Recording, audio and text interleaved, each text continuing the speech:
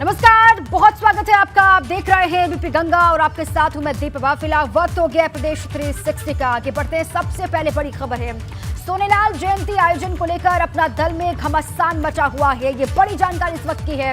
इंदिरा गांधी प्रतिष्ठान में कार्यक्रम को लेकर घमासान मचा हुआ है। अपना दल सोनेलाल की अध्यक्ष अनुप्रिया पटेल को मिली इजाजत। लखनऊ के इंदिरा गांधी प्रतिष्ठान में कार्यक्रम करने की इजाजत मिली है। अनुप्रिया पटेल को मिली अनुमति, जबकि पल्लवी पटेल का आवेदन रद्द हुआ, जिसके बाद से घमासान है।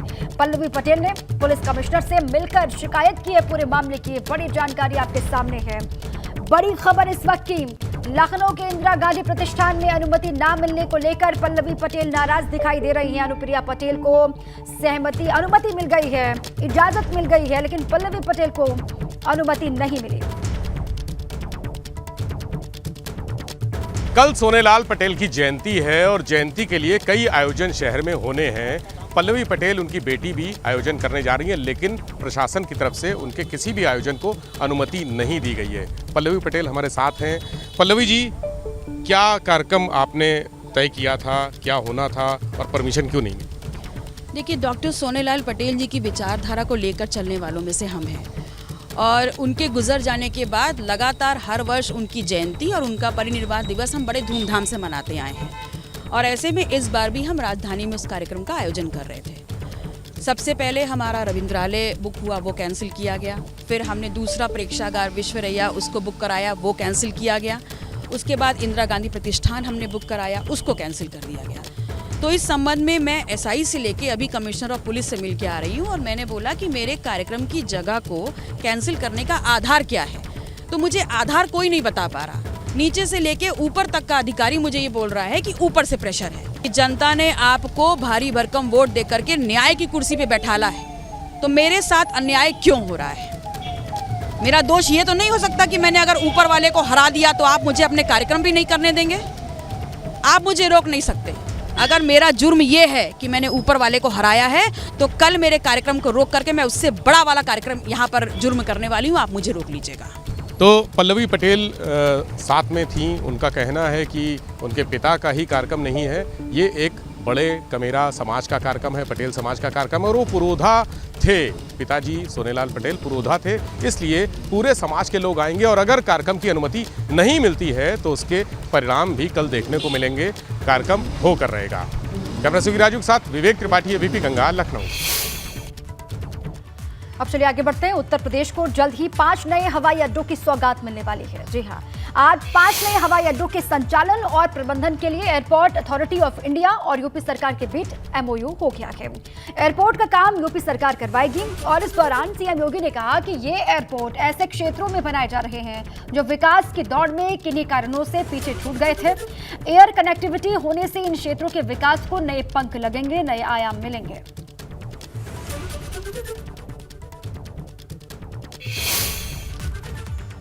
प्रधानमंत्री नरेंद्र मोदी 4 महीने के बाद अपने संसदीय क्षेत्र वाराणसी के दौरे पर आने वाले हैं और इस दौरान वो काशी की जनता को कई सौगात देंगे, लेकिन सबकी नजर नमो घाट पर टिकी हुई है। नमो घाट को पीएम मोदी का ड्रीम प्रोजेक्ट कहा जाता है। साल 2019 में पीएम ने नमो घाट की नींव रखी थी और लगभग 36 महीने के बाद उनके सपनों का ये घाट हकीकत की जमीन पर उतर चुका है। 2 चरणों में बनने वाले इस घाट का पहला चरण का काम पूरा हो चुका है और सभी घाटों में एकमात्र नमो घाट ही ऐसा है जो सड़क, जल और वायु मार्ग से जुड़ा हुआ है। पूरी तरह से भारतीय सांस्कृतिक और आध्यात्मिक जीवन शैली की पहचान के तौर पर पहचान रखने वाले सूर्य नमस्कार को समर्पित इस घाट को अब बस इंतजार है पीएम मोदी के हाथ लोकार्पित होने का। करीब 21,000 वर्ग मीटर में बने इस घाट की लगभग 34 करोड़ लागत है, जो लगभग आधा किलोमीटर लंबा है। 7 जुलाई को देश के प्रधानमंत्री अपने संसदीय क्षेत्र वाराणसी में होंगे और इस दौरान प्रधानमंत्री के बनारस में कई कार्यक्रम हैं, कई परियोजनाओं की सौगात काशी, पूर्वांचल और उत्तर प्रदेश की जनता को प्रधानमंत्री देने वाले हैं। और इसी कार्यक्रम में एक कार्यक्रम है रुद्राक्ष कन्वेंशन सेंटर का। आप देखिए, रुद्राक्ष यहाँ पर तैयार हो रहा है प्रधानमंत्री के आगमन के इंतजार में। आप देखिए, हर ओर तैयारियां जारी हैं। जो पुलिस के अधिकारी हैं वो किस तरह की सुरक्षा यहाँ पर दी जाएगी उसका जायजा ले रहे हैं और प्रधानमंत्री इस रुद्राक्ष कन्वेंशन सेंटर में लगभग 1 घंटे का समय गुजारने वाले हैं। यहाँ शिक्षाविदों का सम्मेलन होगा और उस सम्मेलन में प्रधानमंत्री मुख्य वक्ता होंगे। शिक्षाविदों को संबोधित भी करेंगे प्रधानमंत्री। पूरे देश से कुलपति और आईआईटी के निदेशक यहाँ पधारेंगे और प्रधानमंत्री को ये सभी सुनेंगे और सुनने के साथ ही आने वाले समय में देश में शिक्षा का भविष्य क्या हो इसको तय करेंगे। तो रुद्राक्ष इस बात की गवाही देने वाला है। रुद्राक्ष में तैयारियां हो रही हैं और ये तैयारियां अपने चरम पर हैं। अब ये तैयारियां आगे और भी शबाब पर होंगी। प्रधानमंत्री के आगमन को लेकर काशी उत्साहित नजर आ रही है। कैमरामैन विशेष के साथ नीतीश कुमार पांडे, एबीपी गंगा, वाराणसी। तो पीएम काशी आने वाले हैं और प्रधानमंत्री अपने काशी दौरे के दौरान सिर्फ और सिर्फ योजनाओं की सौगात नहीं देंगे, बल्कि आने वाले 2024 के चुनाव का आगाज भी करेंगे। यहाँ जिस वक्त प्रधानमंत्री होंगे उस वक्त प्रधानमंत्री काशी को इस नमो घाट का तोहफा देंगे और ये नमो घाट आने वाले 2024 के चुनाव में नमो मंत्र का आगाज करेगा। आगे बढ़ते हैं। 2024 के लोकसभा चुनाव के लिए भाजपा तेजी से तैयारियों में कई कदम आगे जा चुकी है। यूपी में जल्द बूथ सशक्तिकरण कार्यक्रम शुरू करेगी भाजपा और यूपी के 40,000 मतदान बूथों को मजबूत करने का लक्ष्य रखा गया है। हर लोकसभा क्षेत्र में 80 लोगों की विशेष टीम गठित की जाएगी। सभी सांसदों को 100 से 125 बूथ मजबूत करने की जिम्मेदारी सौंपी जाएगी और जिलों से मिली रिपोर्ट के आधार पर रणनीति के तहत काम किया जाएगा। सरकारी योजनाओं के लाभार्थियों से संपर्क करके कार्यक्रम चलेंगे, ये भी जानकारी मिल रही है। 2022 जीते, अब तैयारी 2024 की है। नजर 2024 के किले को फतेह करने की है और इसीलिए बूथ मजबूत करने पर नजर है। 2019 में बूथ पर जहां हारे वहां की समीक्षा होगी और फिर आगे बढ़ा जाएगा।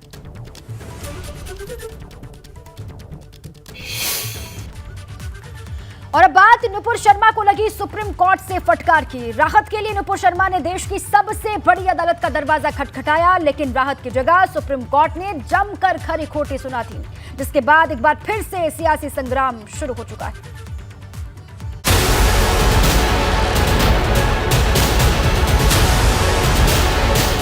नुपुर शर्मा ने कभी सोचा भी नहीं होगा कि उनका एक बयान दुनिया में तूफान ले आएगा। उनको ये उम्मीद भी नहीं होगी कि पैगंबर पर उनकी जुबान से निकले कुछ शब्द उनके लिए आफत बन जाएंगे।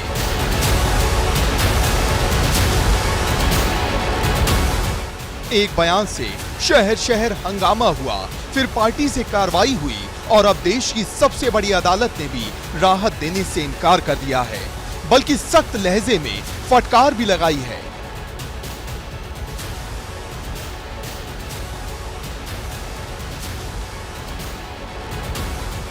कानूनी मामले में राहत की उम्मीद लेकर सुप्रीम कोर्ट पहुंची नुपुर शर्मा को कड़ी फटकार लगी है, जिसके बाद एक बार फिर से नुपुर शर्मा को लेकर सियासी संग्राम छिड़ गया है।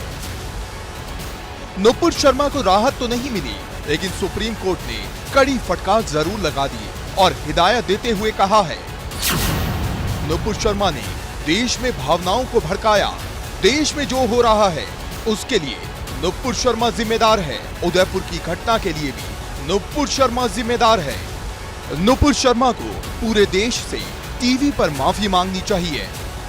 सख्त हिदायत के साथ सुप्रीम कोर्ट ने नुपुर शर्मा की याचिका को भी खारिज कर दिया, जिसमें उन्होंने अपने खिलाफ देश के कई राज्यों में दर्ज एफआईआर को दिल्ली ट्रांसफर कराने की मांग की थी और साथ ही नुपुर शर्मा पर कोई एक्शन न लेने के लिए दिल्ली पुलिस को भी फटकार लगाई।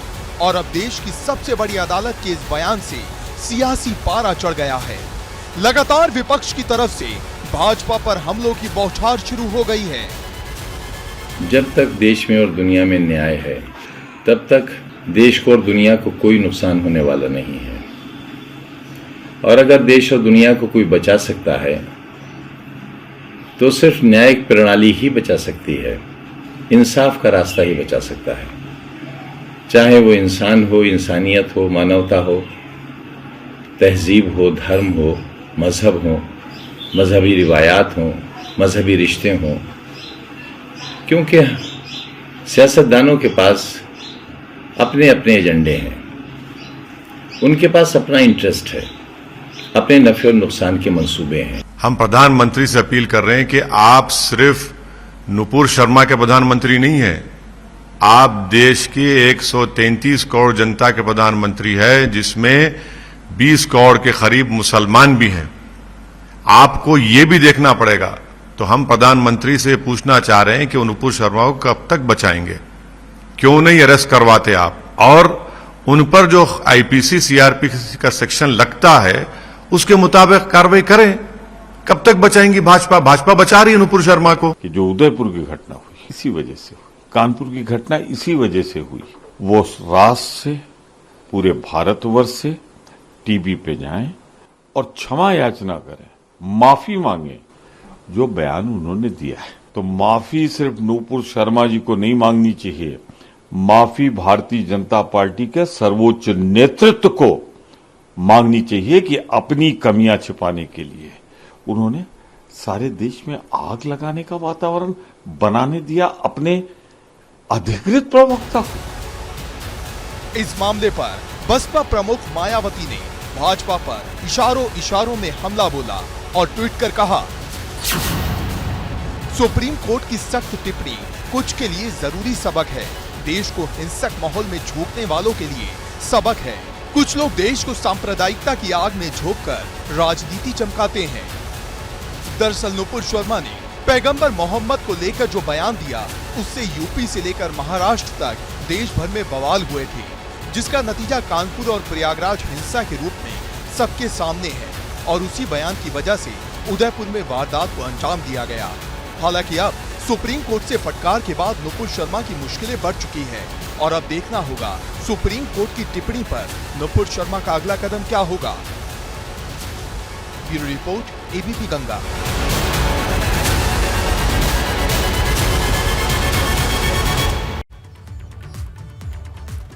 आगे बढ़ते हैं, मुजफ्फरनगर से खबर है। मुजफ्फरनगर में सोशल मीडिया पर कुछ ऐसी वीडियो जमकर वायरल हो रही हैं जिसमें स्वतंत्र प्रभार राज्य मंत्री कपिल देव अग्रवाल दुर्घटना का शिकार हुए एक कार में घायल लोगों के लिए संकट मोचक बनकर उनकी मदद करते हुए नजर आ रहे हैं।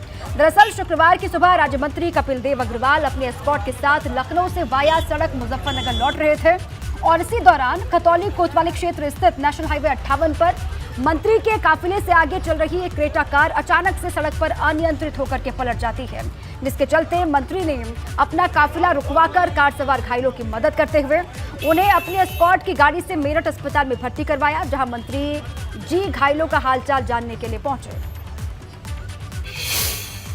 उनके साथ एक महिला और 3 पुरुष और नई क्रेटा गाड़ी थी। जैसे कैसे हुआ उसको आंखों में झपकी आ गई, नींद आ गई, पर बहुत तेज उनको चोट लगी, बहुत भयंकर थे, घायल थे। तो तभी उन्हें गाड़ी रोक करके अपनी जो एस्कॉर्ट है उसमें तुरंत लेकर के उनको पहले खतौली हॉस्पिटल में एडमिट कराया। खतौली क्रिश्चियन हॉस्पिटल था, वहाँ मना कर दिया चूँकि पेशेंट बहुत गंभीर था। उसको तुरंत एसजीएस हॉस्पिटल जो टॉल के पास है उसमें एडमिट कराने का काम हुआ।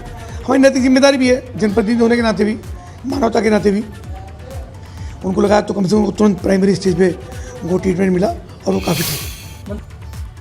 और रुड़की से बड़ी जानकारी यह है कि रुड़की के मेयर गौरव गोयल को भाजपा ने 6 साल के लिए पार्टी से निकाल दिया है। अनुशासनहीनता और पार्टी विरोधी गतिविधियों के चलते उन पर ये एक्शन हुआ है। प्रदेश अध्यक्ष मदन कौशिक ने ये कार्रवाई की है। पार्टी के खिलाफ लगातार वो बयानबाजी कर रहे थे, जिसके बाद उन पर ये बड़ी कार्रवाई हुई है। पार्टी के मीडिया प्रभारी मनवीर सिंह चौहान ने ये जानकारी दी है कि प्रदेश अध्यक्ष मदन कौशिक के निर्देश पर उन्हें पार्टी विरोधी गतिविधियों में लिप्त रहने की वजह से पार्टी से 6 वर्षों तक के लिए बाहर कर दिया गया है, निष्कासित कर दिया गया। वो लगातार अनुशासनहीनता कर रहे थे। निगम में पार्टी पार्षदों के साथ विवाद और पार्टी के खिलाफ लगातार बयानबाजी की वजह से उन पर यह एक्शन हुआ है, ये कहा जा रहा है। अयोध्या में श्रद्धालुओं को भव्य राम मंदिर निर्माण का इंतजार है, जिसको लेकर युद्ध स्तर पर तैयारियां वहां पर चल रही हैं। इस रिपोर्ट में आप देखेंगे कि मंदिर बनाने का काम कितनी तेजी से वहां पर चल रहा है।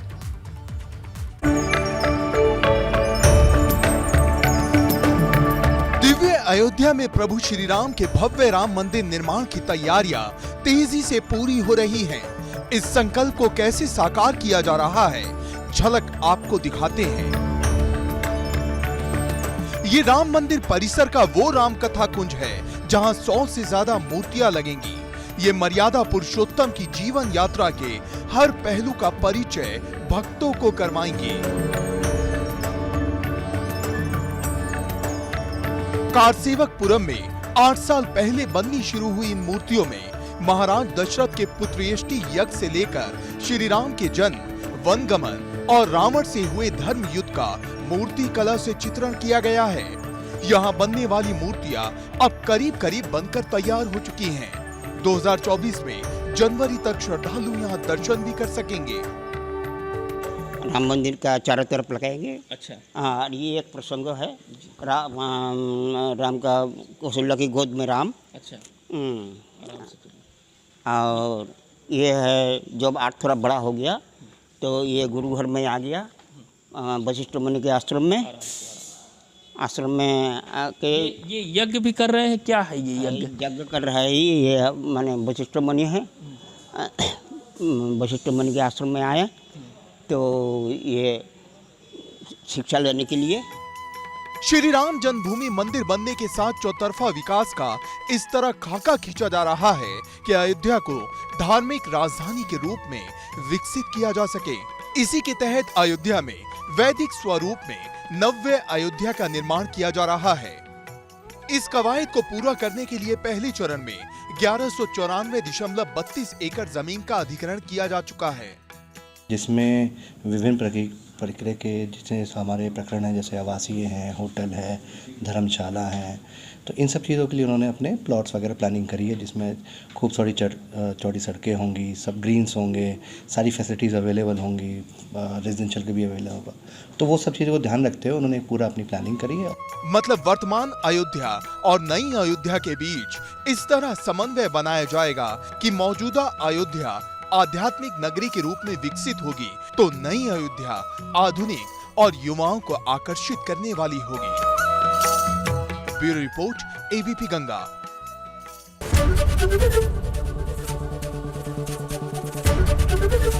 एबीपी गंगा, खबर आपकी, जुबान आपकी।